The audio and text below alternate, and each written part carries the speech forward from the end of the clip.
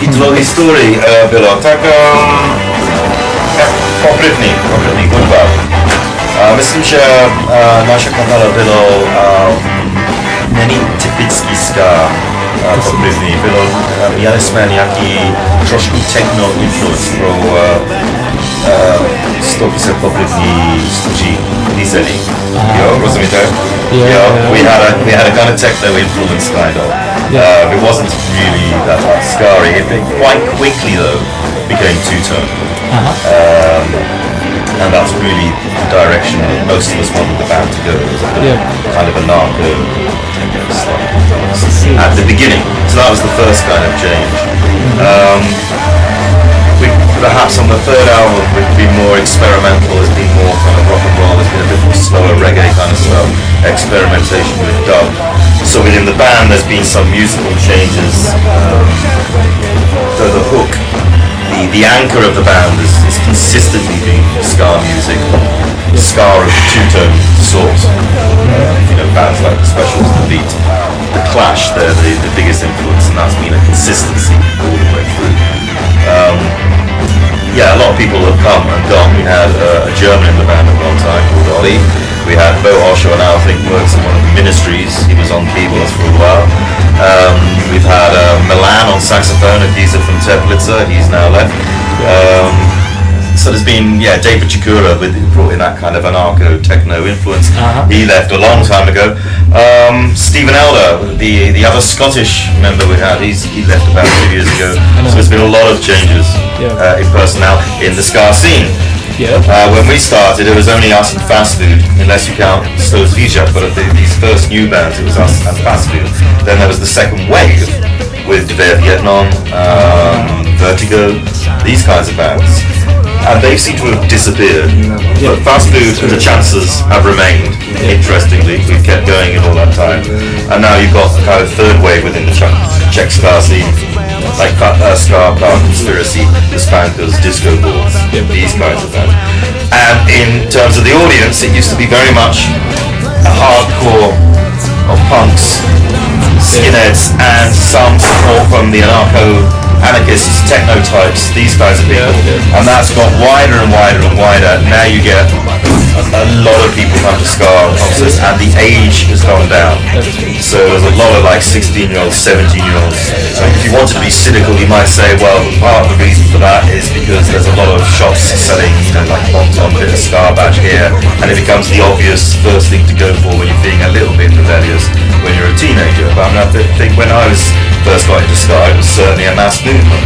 I mean, every 12-year-old in my school was a skinhead, and that had a positive dimension because of the anti-racism of the two-tone movement and the anti-Thatcherism, in my opinion. So I think it had a rebelliousness, and there was a lot of posing, I suppose, on a skinhead now when you're 12, but it did make people start to think about things in a questioning way, and I think that's the kind of person that is attracted to it in this country. It still has that kind of progressive kind of association, ska, reggae, mighty sounds, people exploring things. Unfortunately in this country a little bit, there's a bit of pseudo-Rastafarianism. It's a little bit hippie here. I prefer it to be a bit more sort of anti-fascist combative, like it tended to be in Britain. Although it's very confused in Britain as well. Friends of mine at school that liked the Specials, which were a multiracial band, that still claim to be racist and supporters of the National Front. So it's never perfect anywhere. But I think the more people that are responsive to it, the more people are good. It's good to have a big audience. It's good to sell a lot more CDs. It's good to have our music exposed. And then a bonus is more people may be tuned in to progressive elements.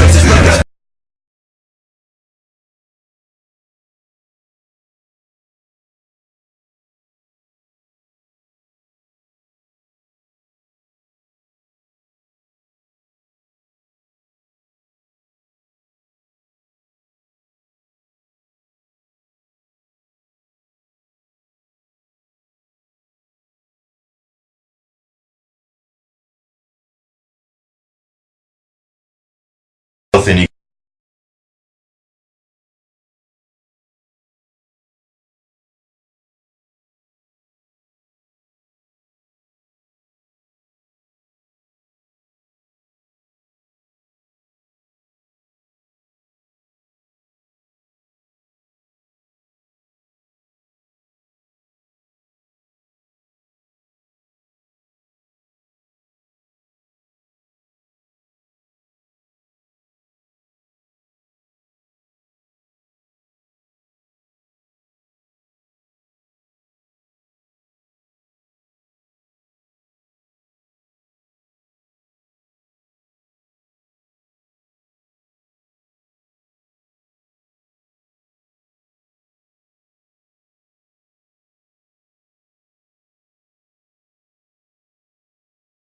if I'm getting tired of doing it, I've just written an article for Report magazine, and at the conclusion of the article is 10 years later I still thrive on it. So I can imagine myself doing it in 10 years' time. People tend to get better. You get more ideas. When you look back at the previous album, you think, oh, but I've got an even better idea now. So I think the motivation keeps going, and it's still enjoyable to do. And I think you get better at performing as well. We're a lot tighter than we were. I'm a lot more comfortable in singing, so I play around with the performance perhaps more than I used to. So that keeps you going, the improvement and the anticipation of doing something more that other people might start doing. And that is basically the reason I've been in bands. This is the band that started. You're in several bands in Glasgow, Marco was in several bands in Glasgow, but this is the one that's where the band has had the most success, so that's why we're in. So you never had a personal feeling like you would like to move to Britain and stuff? No, it's better here. It's better here. It's much better here. We're in Central Europe. We go to France, we go to Germany. We gigged in Croatia before. Just gigged in Poland. It's much more logical to be here.